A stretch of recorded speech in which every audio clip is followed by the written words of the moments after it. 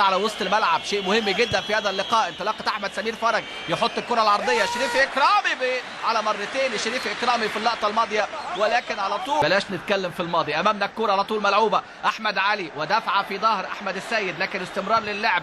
حكم اللقاء بيدي اتاحه فرصه، شفناه في كره كانت لصالح النادي الاسماعيلي وكان فيها يعني نوع من الخطا. امامنا كان في دفعه واضحه من احمد علي في ظهر احمد السيد، لكن على طول تغطيه دفاعيه. وادي امامنا الضغط من جانب دفاع النادي الاهلي، والمفتاح لعب مهم، استلام خطير محمد طلعت، ولكن تغطيه مثاليه الحقيقه من معتصم سالم، هجمه خطيره وتسديده من بعيد، ولكن محمد صبحي يتالق بقى في ظهور اول لمحمد صبحي في هذه اللقطه. ادي امامنا حسام عاشور اللي بيسدد في هذه اللقطه وفي هذه الكره في منتهى القوه. الكره الماضيه الحقيقه من حسام عاشور، كان سجل في الدوري في لقاء 2007 2008 1-1 كان حمص وحسام عاشور. شوف حضراتكم هنا طلعت، وشوف التغطيه الدفاعيه ببراعه الحقيقه من جانب معتصم سالم. ترجع كره حلوه قوي، فرصه مزدوجه للنادي الاهلي، وتصدي رائع في هذه اللقطه من جانب محمد صبحي الحقيقه اللي متوقعها هو في الزعوه دائما، ملعوبه بالوجه القدم الخارجي، كره حلوه كره ملعوبه بالمقاس.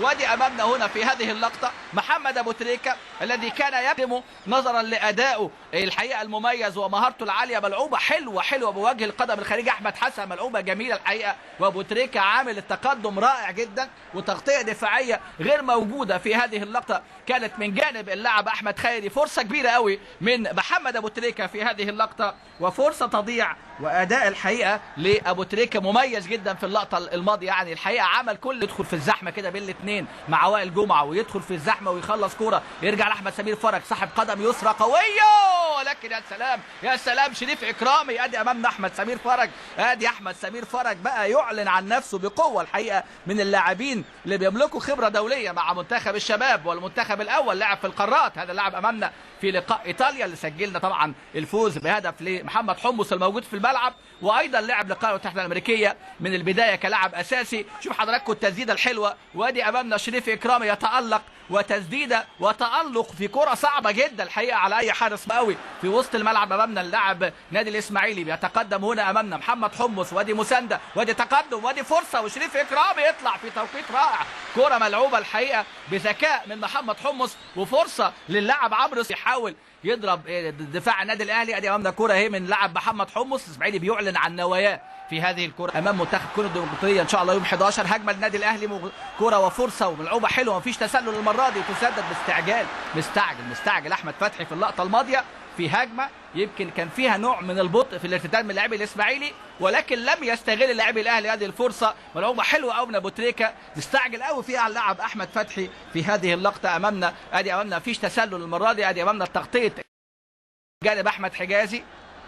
لاعبي النادي الاهلي بيملكوا خبره اكبر، يملكوا يعني الجانب المهاري يكاد يكون متساوي بين الفريقين. احمد فتحي فرصه اضاعها الحقيقه احمد فتحي، يعني بنوع من التسرع من جانب احمد فتحي. في مساحات في وسط الملعب، بدا الملعب يعني يبقى في مساحات من جانب لاعبي النادي الاسماعيلي، لان بداوا يطمعوا في اللقاء وبداوا يتجرأوا هجوميا في محاوله للتسجيل في مرمى الاهلي. ولكن امامنا هنا بقى المساحه تعطي التفوق عن طريق حسام غالي، يلعب كرة حلوة الحقيقة، لكن دفاع الإسماعيلي مازال يعني صامت أمام هذه الكرات، وتسديدة حلوة الكرة الماضية، ويتألق مرة ثانية الحقيقة محمد صبحي. كرة حلوة هذه اللقطة، لاعب كان صعد الفريق الأول 98 99 وأصبح من العناصر الهامة جدا مع النادي الأهلي عودته. وطبعا شارة القائد وكابتن الفريق هو اللاعب حسام غالي. كرة كرباك حلوة، لكن معاها الحقيقة محمد صبحي خلال أول توقف. أدي تحرك جميل أو أحمد علي واخد جبهة يمين، يلعبها حلوة لعمرو السولية،